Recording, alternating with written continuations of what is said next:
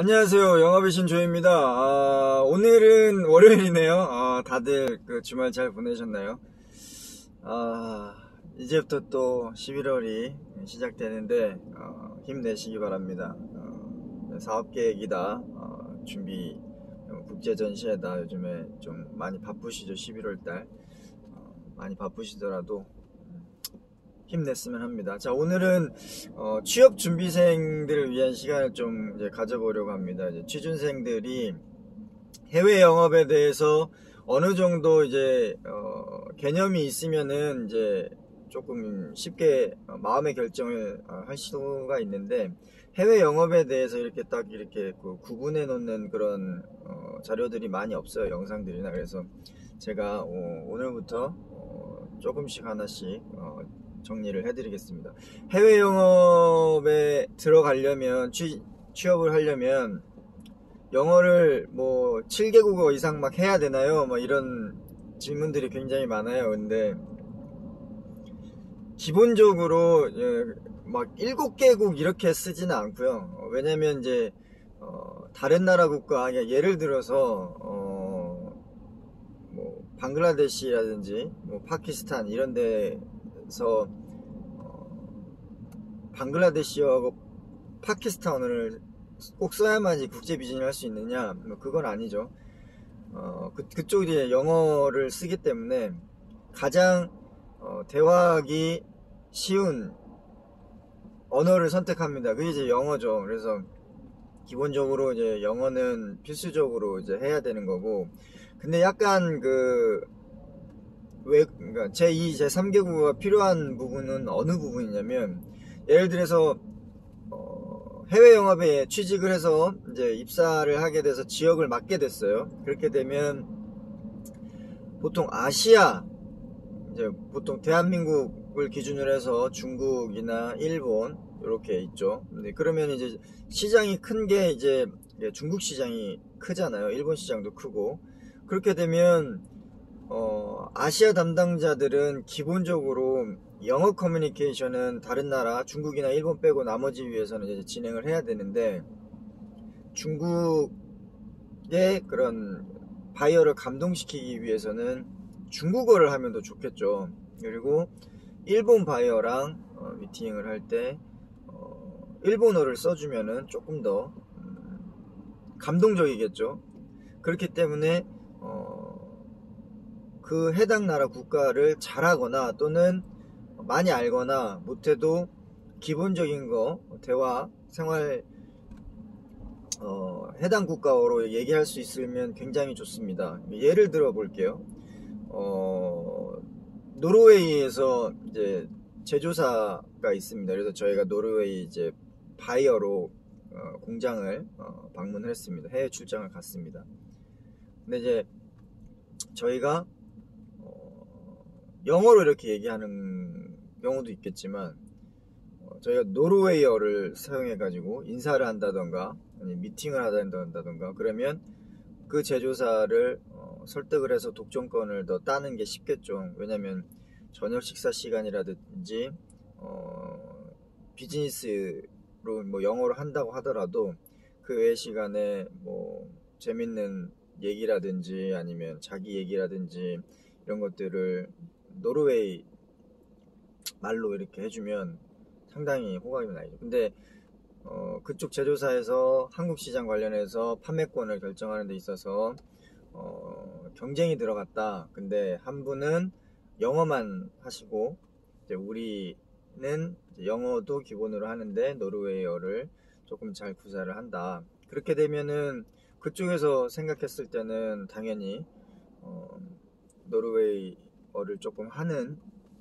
쪽을 선택을 하겠죠. 유럽도 마찬가지입니다. 유럽도 독일이 워낙 영어를 잘하긴 하지만 독일어를 중간중간에 이렇게 해주거나, 프랑스 같은 경우는 영어 쓰는 걸 굉장히 조금 꺼려 하잖아요. 그래서 프랑스어를 써준다든가 불어를 써준다든가, 아니면 유럽, 동유럽 쪽 같은 경우는 이제 CIS 국가들이 많잖아요. 그쪽에서는 이제 러시아어를 조금 준비를 하시면 좋고, 중남미 같은 경우는 영어 기본으로 하더라도 대부분 이제 스페인어, 서바나하고 포르투갈어를 이제 포어를 이제 많이 쓰잖아요. 그래서 그쪽도 준비를 조금씩 하시면 좋습니다. 그래서 취업하는 데 있어서 플러스 알파의 개념은 분명히 됩니다.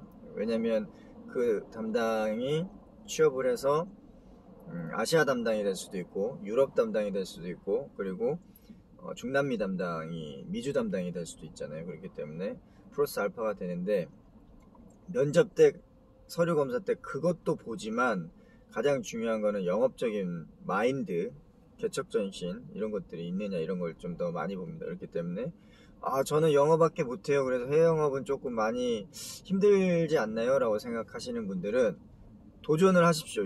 일단 거의 90% 80%는 영어를 쓰기 때문에 그래서 영어가 이제 기본이 된다.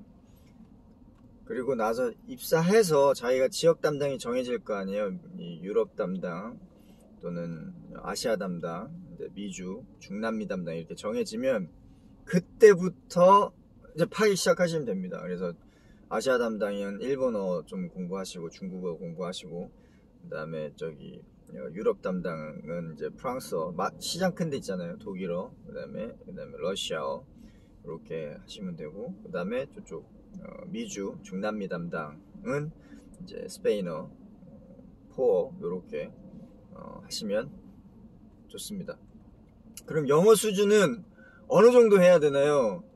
굉장히 이제 많죠. 뭐 토익도 있고 그다음에 뭐 여러 가지 영어 수준을 가늠하는 것들이 많은데 간단합니다. 이것도 이제 해외 영업은 보통은 면접 때 실무진 면접 때 영어를 시킵니다. 자기소개를 해봐라 아니면 어떤 물건을 한번 소개를 해봐라 아니면 상황을 한번 영어로 해봐라 이렇게 얘기를 합니다. 그렇기 때문에 영어는 기본적으로 해야 되는데 자기가 어느 정도 수준이 돼야 되냐면 책상을 쭉 둘러봤을 때 가장 가치가 있는 밸류가 커 보이는 것들을 손에 딱 올리시고 그거에 대해서 신규 바이어가 앞에 있다. 그런데 이제 이거를 설명을 어느 정도 외관 설명이라든지 제품 특징이라든지 기능이라든지 가격적인 면이라든지 아니면 자기가 영업적으로 이걸 풀 수 있다. 근데 거기에 있어서 내가 어느 정도 자신감이 있다. 소개하는 데 있어서 조금 100% 할 수는 없지만 그래도 자신감 있게 천천히 설명할 수 있다 라고 생각하시면 도전하시면 됩니다. 왜냐면 해외 영업은 개척 정신이 굉장히 중요합니다. 그래서 전 세계 245개국이 넘는 국가에 우리 제품을 팔아야 되잖아요. 근데 한국 내수 시장은 이제 5,400명만 밖에 안 되기 때문에 나머지 49억 만 명의 인구를 뚫기 위해서는 각각 시장을 다 뚫어야 되는데 그러려면 신규 시장을 개척해야 되고 신규 대리점을 세팅해야 되고 그다음에 신규 바이어를 이제 구실해야 되죠.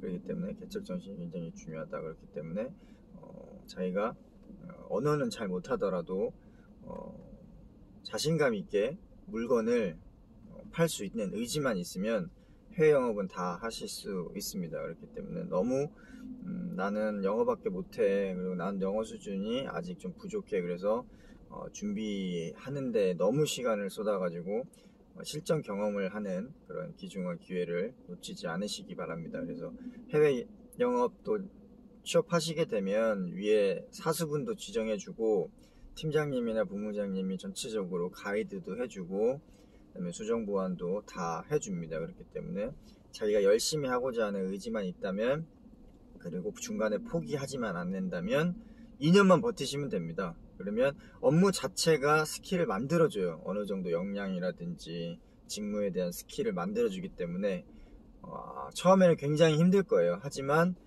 그거를 나름대로 정리하시고 하시면 분명히 해외 영업인이 될 수 있습니다. 훌륭한.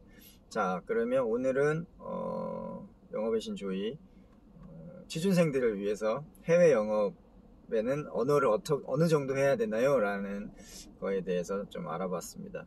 월요일인데 다들 월요병 때문에 많이 고생이 많으실 것 같은데 힘내시고 힘찬 하루 되시기 바랍니다. 지금까지 영업의 신조였습니다. 오늘도 파이팅 하십시오. 파이팅! 마치겠습니다.